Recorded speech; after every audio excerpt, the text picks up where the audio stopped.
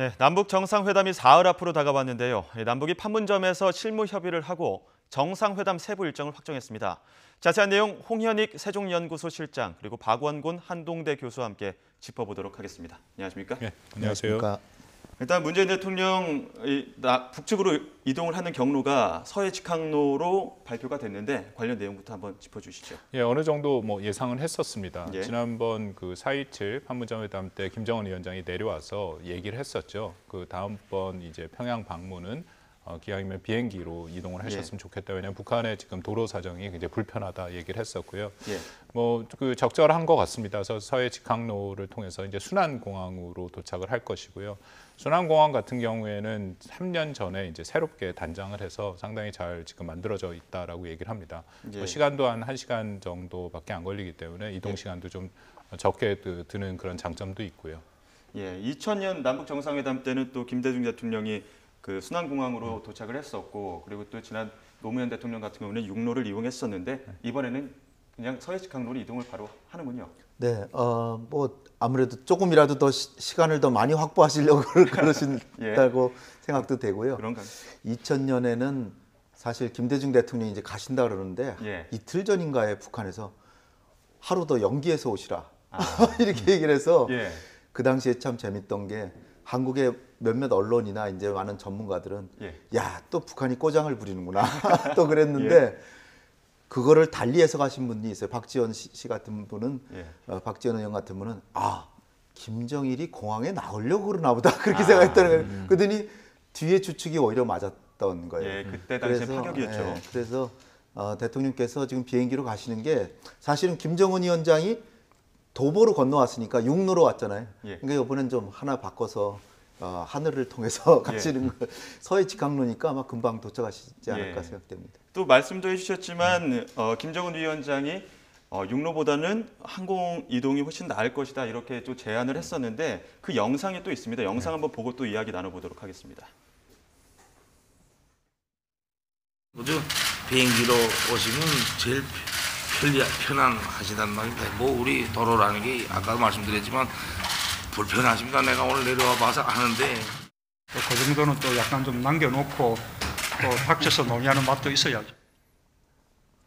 네, 남겨놓고 또 다시 한번 협의하는 맛도 있어야죠. 이렇게 마지막 말씀을 하셨는데 그게 이제 어떤 경로를 이동할 것인지 그게 결정을 하지 않고 좀 유보된 상황이었습니다. 유보한 이유가 있을까요? 예, 한국 정부 입장에서는 사실 철도를 이용할 생각이 있었습니다. 왜냐하면 지난번 4.27 남북 판문점 선언에서도 이제 철도 사업을 굉장히 중시했고요. 지난 7월달에 남북이 공동으로 해서 개성까지는 이제 경의선 개성까지는 확인이 됐는데 이제 이용 가능하다라고 얘기를 했죠. 다만 이제 개성에서 평양까지의 그런 철도를 확인하려고 했는데 이제 유엔사가 뭐 경유 문제라든지 아니면 거기에 실려 있는 것이 확인이 안 돼서 불허를 해서 결국 못 올라갔습니다. 그래서 만약에 그것이 이제 예정대로 됐다면 또 나름대로 철도를 이용해서 방북을 한 적은 없기 때문에 대통령의 그 평양 방문이 없었기 때문에 상징적인 의미가 있었다라고 생각했는데 결국은 그것은 불발된 것으로 알고 있습니다. 예, 만약 철도로 이동했으면 상징성이 말씀하신 것처럼 굉장했을 것 같은데 아쉽게 된 것 같습니다.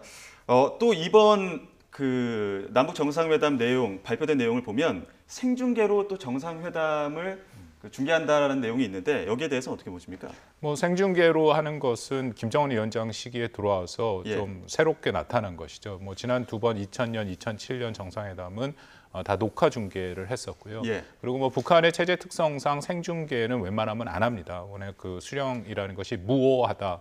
결국 결점이 없어야 되는데 생중계를 통해서 혹시라도 잘못된 모습이 밝혀질까 봐 이제 북한은 원래 그렇게 조심스러운 입장이었는데 김정은 위원장 들어서는 우리가 생중계로 많이 봤죠. 지난 4.27 판문점 선언이라든지 뭐 싱가포르 회담 같은 경우에도 북한 내에서는 생중계가 안 됐지만 한국과 세계에는 생중계가 됐습니다. 특히 이번 같은 경우에는 북한이 뭐 당연히 생중계를 할 것이다라고 어느 정도 예상을 했고요. 평양으로 초청하는 것이고 또 남북 관계의 개선의 모습, 또 북한의 변화된 모습을 세계한테 보여줄 수 있는 굉장히 좋은 나름대로 북한이 잘하는 선전선동의 그런 효과를 볼 수 있기 때문에 생중계를 택했다라고 생각이 됩니다. 예, 북한의 입장에선 선전선동의 효과가 있을 것이라는 말씀해 주셨는데 다른 어떤 의미들도 있을 것 같은데요. 생중계한다는 건 북한이 많이 양보한 거죠. 어떻게 보면 김정은이 오류가 있어서는 안 되는데 혹시 말실수 같은 것도 있을 수 있으니까 항상 편집을 하고 그래서 완벽성을 항상 주민들에게 보여주고 이제 이러는데 북한에는 생중계 안 할 수도 있을지 모르죠. 북한은. 근데 우리한테 이제 생중계 한다고 하는 거는 오히려 우리한테는 이제 어울리는 면이고 생중계 함으로써 김정은의 진정성을 우리가 직접 볼 수 있다는 이런 장점이 있기 때문에 근데 뭐 일거수일투족을 다 하는 건 아닐 테고 공식적인 뭐 영접을 한다든지 아니면 뭐 그 다음 날에 다시 만난다든지 어디 중요 행사를 같이 이동하고 이런 거를 할 테니까 아마 그럴 때는 김정은 위원장도 뭔가 준비해서 나온 의도적인 발언을 할 가능성이 매우 큽니다. 그러니까 뭐 큰 실수하기보다 오히려 파격적인 모습을 보면 그것도 미리 연출을 하지 않을까 이런 생각이 들고 어쨌든 우리가 그걸 생방으로 본다는 건 참 다행스러운 일이죠. 정상회담 준비로 청와대가 분주하다 이런 내용의 리포트를 앞서 청와대 연결해서 이야기를 했었는데 선발대가 내일 출발을 합니다. 뭐 통신선 점검도 하고 할 텐데 어떤 준비가 이루어질까요? 뭐 사실은 준비가 많이 필요한데 지금 이번 정상회담은 좀 이례적이죠.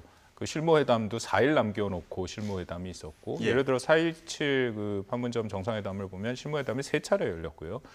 사실 북핵 의제와 관련돼서도 당시 이제 우리 통일부 장관이랑 조성건 조평탕 위원장이 또 만남을 했었고, 근데 이번에는 그런 것들이 다 생략되고 실무회담이 1차례, 한 차례만 해서 지금 진행이 됐죠.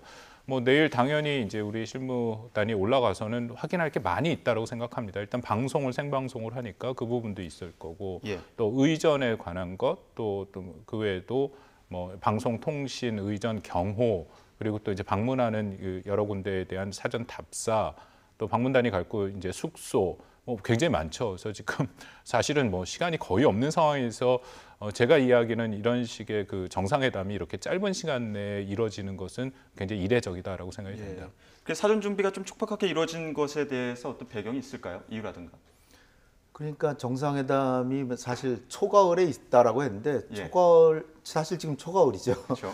그런데 이제 이 정상회담이 폼페이오 장관이 방북을 하고 그래서 이제 분위기가 잘 조성이 된 다음에 또 미국의 대북 제재도 좀 완화되는 그런 가운데 이렇게 가시면 굉장히 남북 경협을 한 단계 더 진일보시킬 수 있는 좋은 이제 그 기회라고 봐서 그런 시나리오를 구상을 했었는데 이게 폼페이오 장관의 방북을 트럼프 대통령이 갑자기 중단을 시켜버리니까 이게 북미 관계가 딱 경색이 돼서 이 과정에서 정상회담의 의미 자체를 북미 간의 경색 국면을 푸는 게 일단 중요하다. 그러니까 좀 급박하게 서두른 측면이 있어서 불과 4일 전에 뭐 이렇게 다 발표가 되고 그다음에 내일 그러니까 이틀 전에 정상회담 이틀 전에 사전 방북단이 가서 준비를 하는데 그러니까 조금 좀 전례에 비하면은 상당히 좀 준비가 부족할 가능성이 크다. 그래서 아마 굉장히 분주하게 평양에 가서 준비를 해야 되지 않을까 이렇게 생각이 됩니다. 그러니까 우리도 그 본래는 이렇게 하기를 바라지는 않았을 텐데 어쩔 수 없는 측면이 있지 않았나 이렇게 생각합니다. 이례적인 북미 간의 경색 때문에 좀 급하게 이루어지면은 있지만 세부 일정이 확정은 됐습니다. 발표는 아직 안 났는데요. 두 분 보시기에는 어떤 일정들이 이루어질 것이라고 보십니까? 뭐 대충 핵심적인 것은 좀 예상이 가능하죠. 일단 순안공항에 저는 김정은 위원장이 나올 가능성이 크다라고 생각이 됩니다. 지난 4.27 때도 얘기를 해서 아마 공항에서 대대적인 이제 환영 행사가 있을 것이고요. 그리고 우리 대통령 숙소는 아마 백화원 초대소가 될 가능성이 크다라고 생각이 됩니다. 백화원 초대소는 3년 전에 이제 새롭게 단장을 했고 또 얼마 전에 그 중국의 리전스 중국 정부인민대표 대회 상무위원장도 거기서 묶었거든요. 그리고 이전에 2차례의 우리 김대중 대통령, 노무현 대통령도 백화원 초대소에서 묵어서 일단 거기가 숙박 장소가 될 것이고 또 하나 우리가 관심 있게 봐야 될 것은 과연 그러면 남북 정상회담이 어디서 열릴 것이냐인데요. 이전에 2차례 남북 정상회담은 백화원 초대소에서 열렸습니다. 식사도 거기서 했고요. 근데 이번에는 아마 노동당 중앙청사가 이용될 가능성이 있다. 지금 우리 한국의 그 사절단이 가서도 다 거기서 이제 김정은 위원장이 접견을 했고 말씀드린 중국의 리장수 상무위원장도 거기서 만났거든요. 그래서 아마 거기서 될 거고 그 외에 이제 우리가 예상 가는 것은 능라도 5일 경기장에서 빛나는 조국 그 북한이 하고 있는 집단 체조가 있지 않습니까? 예. 아마 그거 공연 관람 가능성이 좀 있다라고 생각이 됩니다. 왜냐하면 이미 우리가 좀 자료 화면을 봤습니다만 그 초반부에 우리 4.27 그 판문점 선언에 우리 문 대통령과 김정은 위원장이 손을 드는 그런 장면이 아예 거의 포함이 돼 있거든요. 그 2007년에 노무현 대통령이 갔을 때는 그 당시 이제 아리랑을 공연을 했는데 아리랑은 조금 더 체제 선전적인 거 내용이 강하지만 이 빛나는 조국은 그거보다는 조금 덜합니다. 그래서 아마 그걸 볼 가능성이 있고 마지막으로 북한이 자랑하는 그 평양에 새로 조성된 려명거리, 창천거리 또 과학기술자 그 거리 그런 것들을 좀 보여줄 가능성도 있다고 생각합니다. 예, 실장님 보시기에는 뭐 추가적으로 일정이라는 게 더 있을까요? 그러니까 제일 첫 번째로 예. 공항에 도착하셨을 때 김정은이 나올 것이냐. 예. 이게 이제 첫 번째로 가장 우리가 먼저 관심사였죠.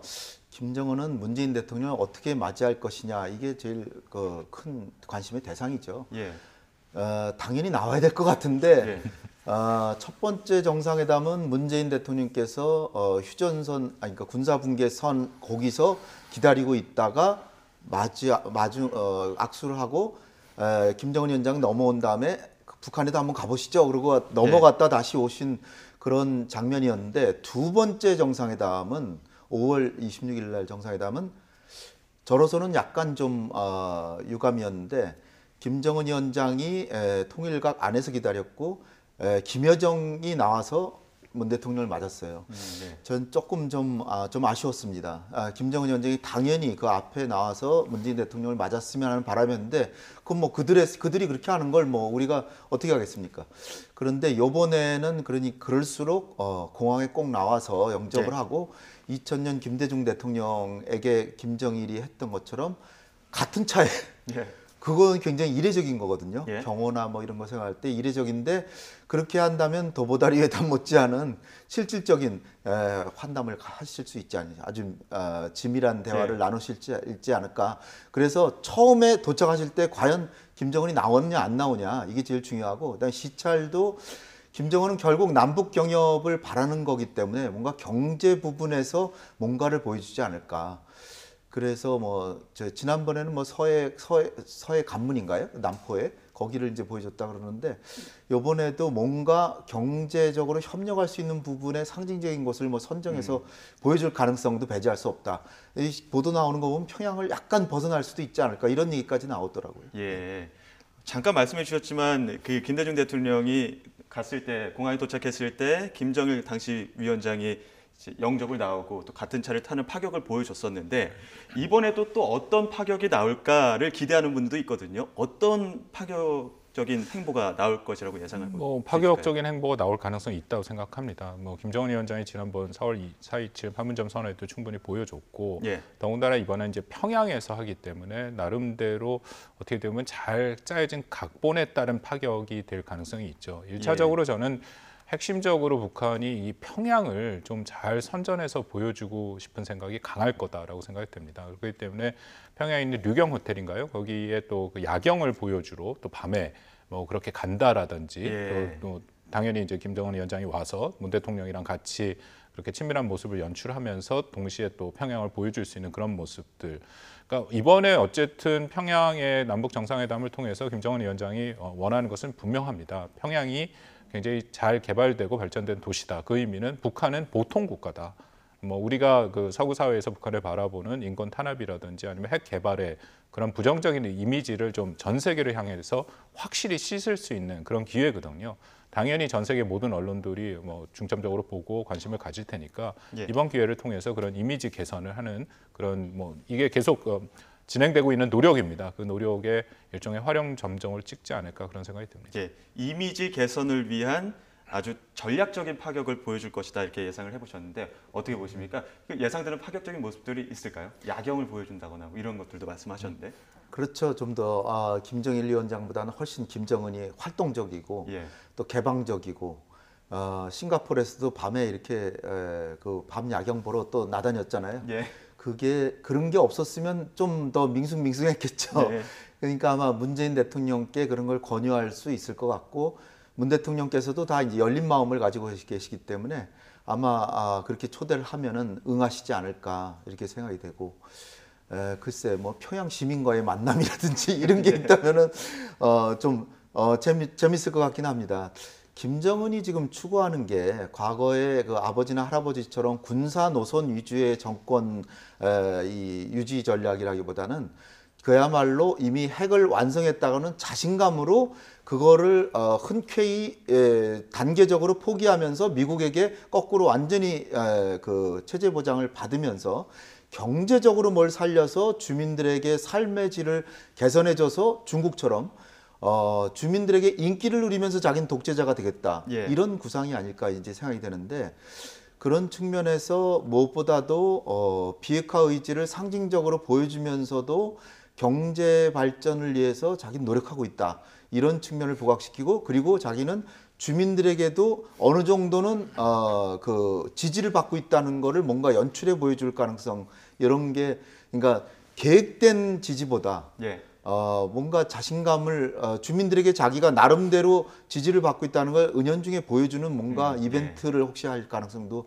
배제할 수 없다고 봅니다. 예. 평양 방문에 대해서 우리가 조금 좀 조심해야 할 부분이 분명히 있습니다. 예. 아마도 이제 다음 주 내내 우리가 그 한국의 남한의 언론들에서 계속 평양을 보여줘서 아마 우리 국민들이 평양에 대해서 굉장히 익숙해질 겁니다. 어디에 뭐가 있는지. 마치 6월 12일 싱가포르 회담에서 싱가포르 안 가본 저 같은 사람도 이제 거기에 뭐가 있는지 확실히 다 알 정도였거든요. 근데 이 평양이라는 것이 북한의 정말 특별한 도시입니다. 평양에 있는 250만의 평양 시민은 특별한 사람들이고요. 그래서 평양 시민들이 가장 두려워하는 것은 평양에서 축출되는 것, 평양에서 내쫓기는 것입니다. 예. 그래서 평양을 북한의 어떤 상징적이고 북한의 전반적인 것으로 보면 굉장히 어려움이 있죠. 그래서 예. 우리가 그런 것은 이제 잘 염두에 두고 보는 그런 것도 필요하다고 생각됩니다. 예. 중요하게 염두에 두고 봐야 될 것 같은데요. 무엇보다 이번 정상회담의 이슈이겠죠. 의제 어떤 논의들이 이루어질지가 가장 궁금할 텐데 어떤 논의들이 이루어질까요? 무엇보다도 전 세계가 우리와 함께 기대하는 것은 비핵화의 돌파구 마련인데, 예.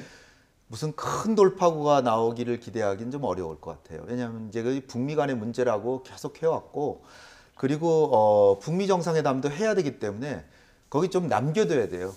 어떤 정치인의 표현에 의하면 뭐 이를테면 손흥민 선수가 돼서 골은 다른 사람이 예. 넣도록, 트럼프 대통령이 넣도록 해준다. 그러니까 거의 어시스트를 하는 거지, 예. 우리가 골을 넣는 것 자체를 하는 것이 오히려 골을 넣는, 우리는 어시스트가 골을 넣는 것보다 더 낫다고 할 정도로 예.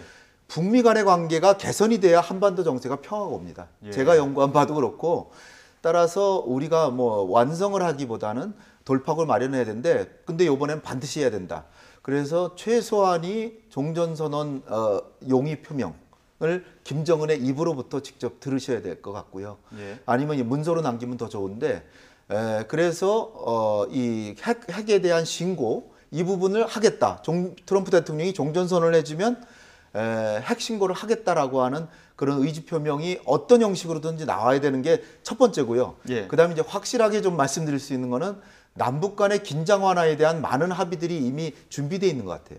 이를테면 비무장지대 GP 뭐 단계적 철수라든지, 그다음에 JSA 비무장화라든지, 서해 평화수역, 요거는 아마 정상 간의 논의에서 뭔가 큰 진전이 있으면 아주 결정적인 성과가 될 텐데, 그 부분은 아직도 남북 간의 군사회담에서는 합의는 못 본 것 같아요. 근데 그거 외에도 다른 많은 남북 간의 긴장 완화 부분, 이 부분을 하는데, 이게 이제 그래도 의미가 있는 것은 미국이 종전선언을 하는데 주저하고 또 뭐 제재 완화를 하는데 주저하는 건 한반도의 평화가 오고 있다는 걸 보다 실감하는, 이제 전쟁 위협이 사라졌다는 걸 보여줘야 되는데, 그래서 군사적 긴장 완화를 하는 부분, 그리고 김정은으로서도 내가 이렇게 남북 간의 긴장 완화를 하는데 종전선언을 해주시오라고 하는 그런 측면이 있기 때문에 이게 남북 간의 합의가 좀 잘 이루어진 것 같고요. 그러나 이제 제가 조금 우려되는 거는 한국 내부에서 좀 보수적인 시각은, 이게 비핵화는 안 되면서 남북 간의 긴장 완화만 하면 이게 좀 엇갈려서 가는 게 아니냐. 비핵화가 가는 순서대로 남북 간의 긴장 완화도 돼야 된다. 이렇게 생각하시는 분들도 있기 때문에 이 부분은 아마 좀 깔끔하게 잘 정리하셔서 이렇게 표출이 돼야 되지 않을까 이렇게 보고, 남북 간의 경제 협력을 김정은은 무엇보다도 바라겠지만 그래서 이제 아까도 말씀드렸다시피 폼페이오가 먼저 가서 미국의 대북 제재 완화가 조금 되면서 가시면 상당한 성과를 이번에 나타날 수 있는데, 그 부분은 아마 조금 모호하게 처리될 수밖에 없는 게 아닌가. 말씀은 많이 하시더라도 공식적으로 표출되는 거는 아마 큰 성과를 경협 부분에서 내놓기는 어려울 것이다. 이렇게. 비핵화라던가 남북 간의 긴장 완화, 그리고 경제 협력 부분에 대해서 뭐 다양한 논의가 오갈 것이다 이렇게 말씀해 주셨는데 교수님 보시기에는 어떻습니까? 뭐 의제는 크게 두 가지입니다. 결국 남북 관계 개선, 또 북한의 비핵화 문제. 지난 4.27이랑 좀 다르다면 북한의 비핵화 문제에 대해서 조금 더 적극적으로 우리 대통령이 얘기하겠다. 조금 전에도 자막에 나왔습니다만 뭐 이른바 미래핵, 현재핵까지 얘기를 하고 있고요. 그래서 저는 일단 비핵화 문제에 대해서는 우리 정부가 지금 북미 간의 그 협상, 비핵화 협상이 교착 상태에 있는 것을 좀 중재하고 있다라는 것은 뭐 이미 알려진 거고요. 중재안 2개 정도도 이미 그 뭐 언론을 통해서 밝혀졌습니다. 첫 번째는 결국 종전선언이랑 연결이 있는데 첫 번째는 이제 북한이 핵 신고를 구두로 약속을 하면 그 다음에 이제 종전선언을 하고, 그리고 나서 북미 간의 워킹 그룹을 구성을 해갖고 핵 신고의 범위 순서 등을 협의를 한다. 뭐 제가 이야기는 이것이 우리 정부가 북한한테 제시한 첫 번째 아니고, 물론 이제 미국이랑도 얘기를 하고 있고요.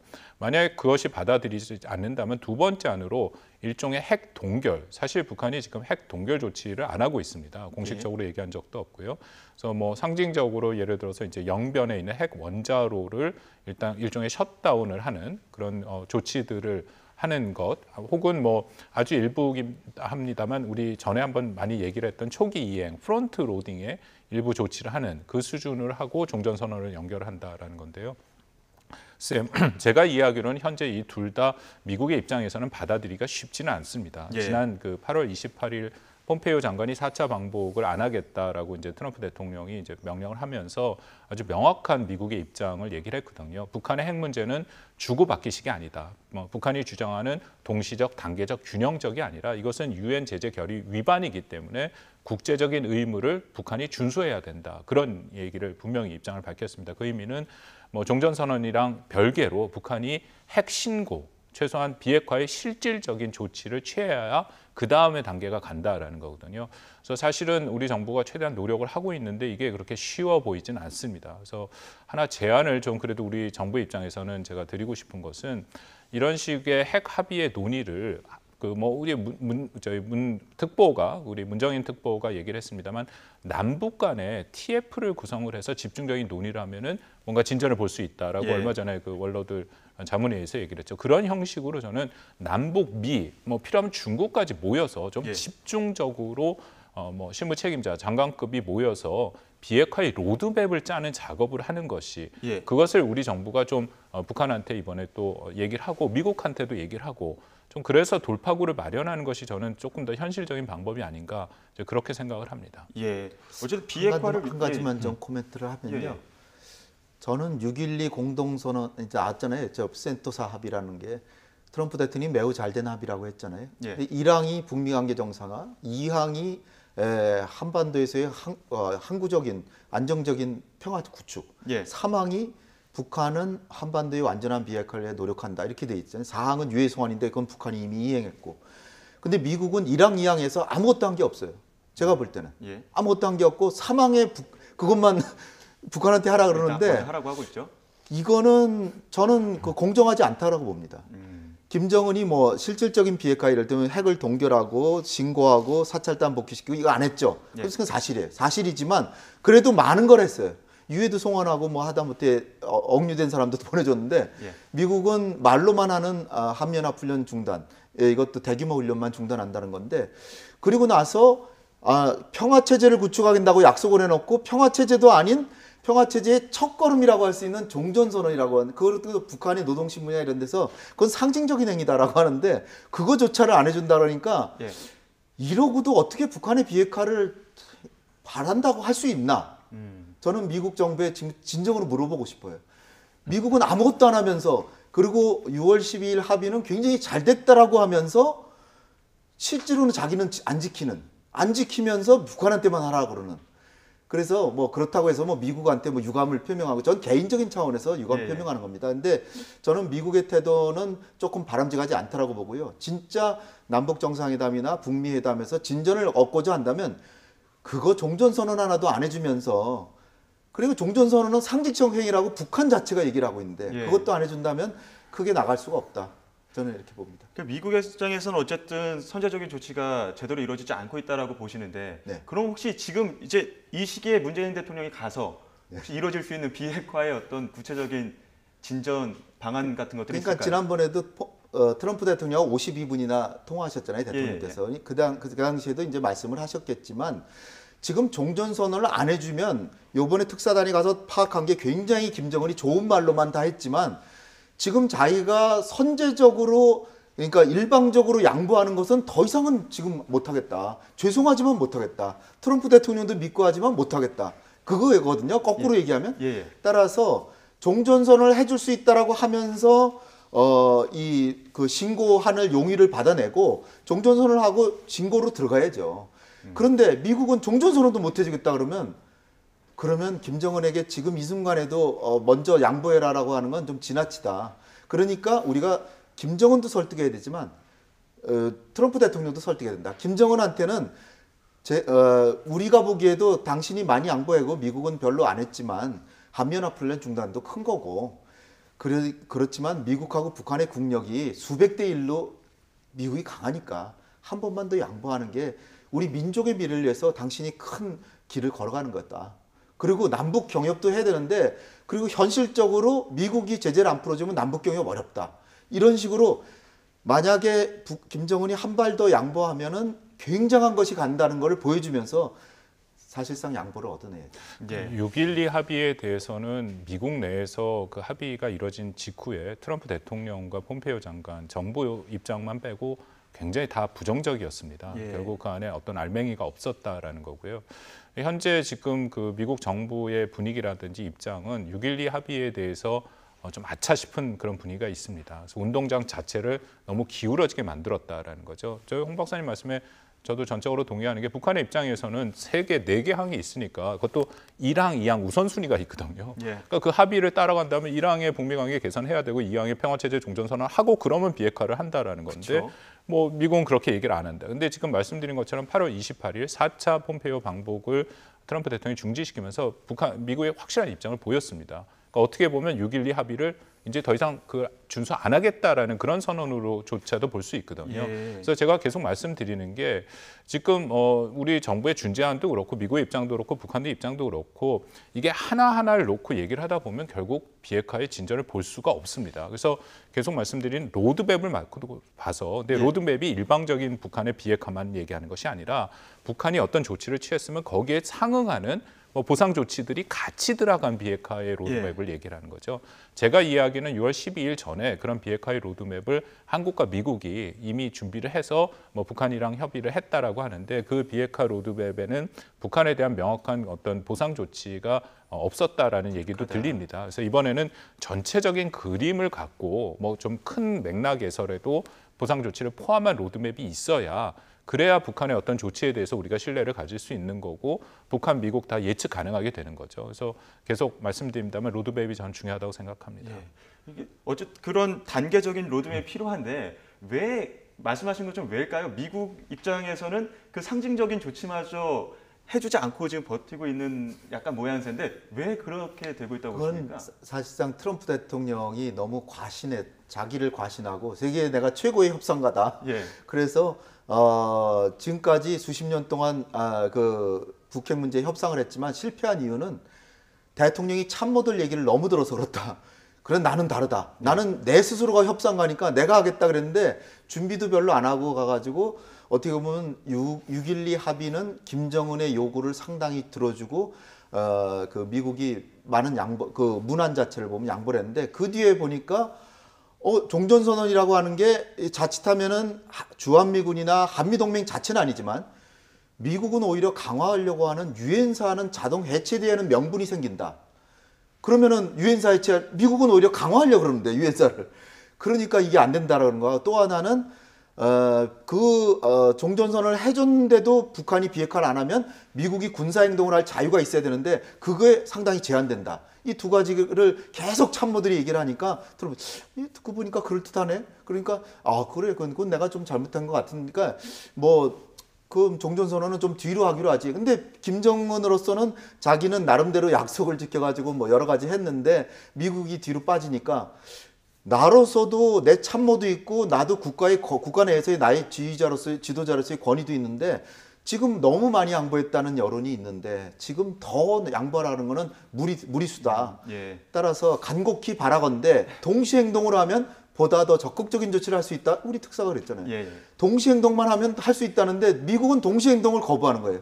트럼프 대통령께 제가 드리고 싶은 말씀은 과거에 부시 대통령 아니라 오바마 대통령도 북한의 선행동을 요구해서 실패했다라고 맨날 비판하면서 자기가 이제는 선행동을 요구하고 있어요. 자기 스스로 얘기한 것에 트럼프 대통령이 너무 말씀을 가볍게 하셔서 많은 실수를 한 거라고 좀 봅니다. 책임 있는 행동이 좀 필요할 것 같은데 저희가 지금 아직까지 좀 강구하고 있는 부분들이 한 가지가 있습니다. 중국 얘기를 빼놓을 수가 없는데 시진핑 중국 국가주석이 한반도 문제 해결의 당사자 남북과 미국이 해결해야 된다면서 중국을 제외시켰거든요. 이것도 약간 이례적인 부분이었는데 어떻게 보십니까? 한 발 물러서는 모습이긴 합니다. 근데 그 중국 원문을 보면 조금 애매하게 얘기한 부분도 분명히 있거든요. 이게 명확하게 지금까지 중국이 직간접적으로 얘기한 종전선언의 당사자의 역할을 완전히 부인하는 것이냐, 조금 더 우리가 설명이 필요할 것 같습니다. 중국 당부. 근데 전체적인 분위기로 중국이 조금 한 발 물러서는 것은 사실입니다. 지난 구구절에 대해서 시진핑 주석이 방북할 것이라고 대부분들 예상을 했는데 시간이 지남에 따라 점점 방북의 가능성이 줄어들었죠. 그것은 말씀드린 것처럼 4차 폼페이오의 방북을 트럼프 대통령이 취소시키면서 아주 강력한 북한에 대해 뿐만 아니라 중국에 대한 메시지를 보냈습니다. 이게 지금 비핵화의 모든 것이 안 되는 것은 결국 중국 책임이다. 중국에서에 대한 비난의 목소리를 높였죠. 그리고 지금 조금 전에 보도에도 나왔습니다만 이 무역 전쟁에 대해서 우리가 예상하는 것보다 굉장히 강력하고 거칠게 지금 트럼프 대통령이 중국을 몰아치고 있거든요. 중국 내부에서도 굉장히 당황하는 분위기가 분명히 있고 이렇게 되면은 사실 미국이랑의 무역 전쟁에서 어려울 수밖에 없는 것이 중국의 입장이고 한 발 더 가면 환율 조작국도 남아 있습니다. 최후에 미국이 훨씬 카드가 많은 거죠. 근데 우리가 생각했는데 정말 미국이 그런 카드를 중국을 향해 쓸 것이냐라고들 많이들 안 쓸 것이다 했는데 지금 쓰고 있거든요. 그러니까 중국의 입장이 안 좋은 상태에서 만약 북한의 편을 그런 식으로 노골적으로 든다라는 것은 당연히 트럼프 대통령이 그러면 중국이 나서서 북한 핵 문제 해결해라. 기본적인 트럼프 대통령이 갖고 있는 인식이거든요. 그런 부담을 가질 수 있다는 겁니다. 그래서 현재로서는 조금 뒤로 물러서는 모습을 보이고 있다고 생각합니다. 이쯤에서 주제를 조금 바꿔서요. 4.27 판문점 선언의 핵심 합의 사항이었습니다. 남북 공동 연락사무소가 어제 문을 열었는데 계속식 현장 영상이 있습니다. 한번 보고 또 이야기 나눠보도록 하겠습니다. 오늘부터 남과 북은 남북관계 발전과 한반도 평화 번영에 관한 사안들을 24시간 365일 직접 협의할 수 있게 되었습니다. 얼굴을 마주하면서 빠르고 정확하게 서로의 생각을 전하고 어려운 문제들은 머리를 맞대고 풀어나가게 될 것입니다. 아울러 남북 공동연락사무소는 민족 공동 번영의 산실이 되고자 합니다. 공동연락사무소의 개선은 북과 남이 우리 민족끼리의 자양분으로 거두어 들인 알찬 열매라고 말할 수 있습니다. 분열의 비극을 한시바삐 가시고 민족의 화해와 단합, 평화와 통일을 이루려는 우리 결의에게 북과 남을 하나로 이어지는 뜨거운 혈맥으로 안겨지고 있습니다. 뜨거운 혈맥이라는 얘기까지 나왔는데 어떻게 보셨습니까? 이거 김정은 위원장 합의 사항이기 때문에 리성건으로서는 당연히 이게 굉장한 성과라고 얘기할 수밖에 없는 것이고 우리로서는 평양에 이게 설치되지는 않았지만 그래도 개성공단이 있는 개성에 이게 설치가 돼서 이게 또 24시간 가동이 되고 주말에는 많은 사람이 퇴근하지만 또 당직자들이 있어가지고 24시간 365일 채널이 열렸다. 그러니까 청와대의 한 라인과 함께 남북 간의 향후의 관계 발전에 있어서 중요한 역할을 해줄 것이라고 이제 분명히 믿어 의심치 않고요. 제 개인적으로는 이것이 좀 더 역할을 해서 개성공단이 가능한 빨리 저는 재개됐으면 하는 바람이고요. 대통령께서 8.15 때 남북 간의 그 경협이 되면 30년 동안에 170조 원의 이득이 생긴다 그러는데 그중에 160조가 개성공단에서 나오는 겁니다. 예. 그러니까 이게 개성에서 생겼기 때문에 개성공단이 전 빨리 재개되는 것이 매우 중요하다.